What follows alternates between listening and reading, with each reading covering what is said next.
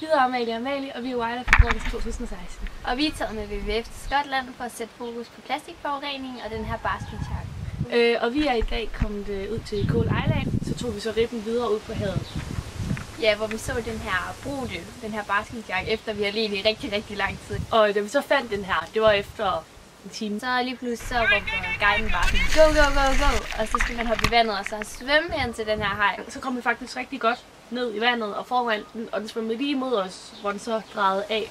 Og Amalie havde sin GoPro med hernede, og det var bare mega fedt. Det var jo kæmpestor, altså virkelig. Men det var ikke sådan, at man blev bange. Man var selvfølgelig spændt, men man vidste jo, at den ikke kunne gøre noget. Men det var rigtig rart, inden vi har fået set den her haj, som vi har talt om mega meget om. Og det sætter ligesom hele situationen i perspektiv, inden vi har set det her, som det her problem blandt andet drejer sig om. Altså det bliver i hvert fald lettere at tale om bagefter, fordi nu ved man jo, hvad det er, man taler om. I stedet for bare at have læst noget. Anden dag på Cold Island, der var vi så opsat et andet sted hen, hvor vi snorklede med nogle sæler og så noget af Skotland.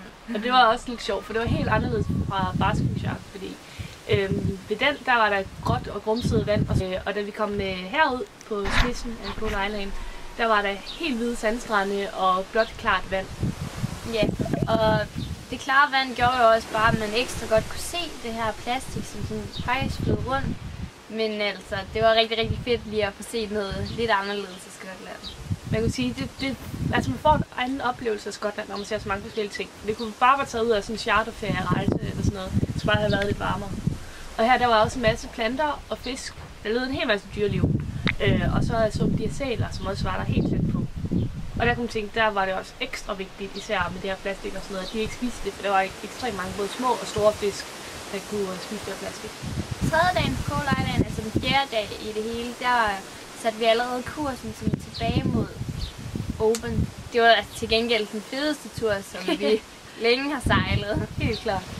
Vi så jo en hel masse både skotlandske ture og så en masse forskellige. Altså vi startede med at komme hen til sådan nogle hvide strande, hvor vi bare skulle have taget nogle billeder og sådan noget. Og igen, det lignede noget charterferie og sådan noget. Og så tog vi videre og kom til sådan et stort vandfald. Nok 30 meter højt eller sådan noget. Og det er helt uberørt og mega flot, og det her vandfald falder bare ned. Og, altså lige klippevæg, og så lige strand eller sådan noget for neden, ikke? Mm. Og når man så ser lidt til højre, så ligger den dynge plastik.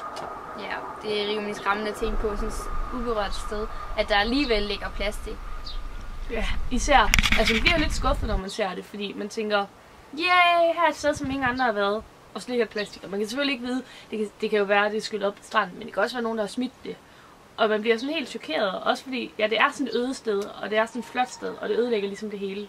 Ja, og også da vi skulle op og kravle hen til det der vandfald, så på vejen tilbage igen, der fandt vi flere stykker plastik, som sad fast imellem stenene.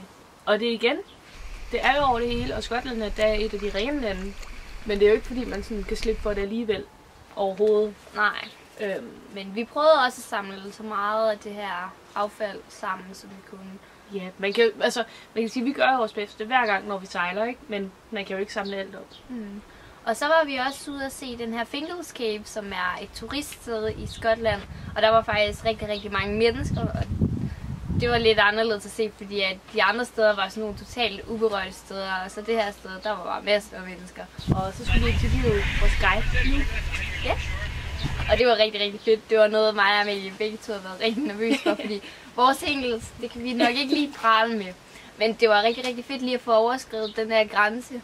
Men vi klarede det også okay i forhold til, hvad vi selv havde forestillet os. Jeg kan sige, man blev lidt nervøs, når man så de andre sider forberede sig. De kunne bare alle sådan ord, så var vi sådan lidt, hvad betyder det? Men det gik godt, og vi fik nogle gode spørgsmål, og han var vildt god til at svare på det. Ja, altså virkelig, han ved bare alt om alting. Så det var rigtig fedt lige at høre hans mening omkring det her med plastik. Han sejlede på havet sådan dagligt, og vi spurgte ham nemlig også, om han nogensinde så plastik og fisk, der var skadet. Og han svarede det her med den her historie, med at han engang havde fundet en basking shark med plastik rundt om munden. Og et år efter, der så han den igen, og der havde den så ar efter det her plastik. Det var lidt chokerende at høre om alle hans historier. Og vi kom så tilbage til den her by Oban, hvor vi boede på det samme hotel, som vi boede på dengang vi ankom. Og der fik vi egentlig bare afsluttet så småt, fik taget nogle optagelser dagen efter, og fik skrevet de sidste artikler. Man kan sige, der var vi igen ude på en strand faktisk, hvor der også bare lå plastik. Vi skulle tage nogle optagelser, hvor vi fandt det her plastik, men det var slet ikke noget problem at finde det, fordi det var der bare. Der var masser. Vi fandt både sådan noget Bounty chokoladepapir og plastikposer og sådan noget der var masser. Men det har været fedt, altså. Nu har vi også skrevet, jeg tror 5-4 artikler eller sådan noget i alt, og svaret på en hel masse spørgsmål og stillet en masse spørgsmål. Så det var mega ærgerligt, da man kørte der tilbage til lufthavnen. Ja, hvis man nu skulle beskrive, hvordan det har været at være wildlife reporter. Altså, det har været en oplevelse fuld af eventyr og venner, og vi har lært en masse. Altså, det har jo ikke kun været en fornøjelsesferie. Men det har været mega fedt, og man havde overhovedet ikke forventet eller forestillet, at det var så fedt. Vi fik virkelig nogle oplevelser, man bare ikke kan få derhjemme. Altså, man kan altid sige, når man sidder og melder sig til, det er så spændende ud og sådan noget, men det er noget helt andet at opleve det. Og så man kun kommer til basecamp. Så der har man også mulighed for at få nogle nye venner, der har samme interesse som en selv. Og så er det her også bare en mega god mulighed for ligesom at komme ud med et budskab og gøre en forskel, også selvom man er på vores alder. Ja, fordi det er jo ikke så ofte vel, det der med, når man siger en ting, og så bliver ligesom overhørt, ikke? Og så også det med, der står jo 5 voksne, der bare står klar til at hjælpe med alt, og vi har set så meget vildt, at det er helt uskyldigt. Ja, og nu her bagefter, nu når vi kommer hjem, så skal vi jo ud og holde foredrag omkring det her, og fortælle en masse folk omkring det her problem, og formidle det videre, og det glæder vi os bare mega meget til. Det bliver så fedt, og vi skal bare ud og fortælle hele Danmark om det her, fordi det er jo vores opgave. Og man kan booke os på Wild Schools hjemmeside faktisk.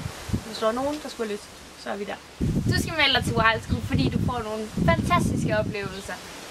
Og noget, du slet ikke har drømt om. Altså det der med venner og oplevelser og journalistik, og hvis det er noget, du kan lide og interessere dig for. Og du kommer helt sikkert ud og får oplevet noget, du ikke ville have gjort, hvis du bare havde siddet derhjemme. Og man kommer helt tæt på alt det her. Altså det der med Wild School sørger for, at man ligesom oplever det selv.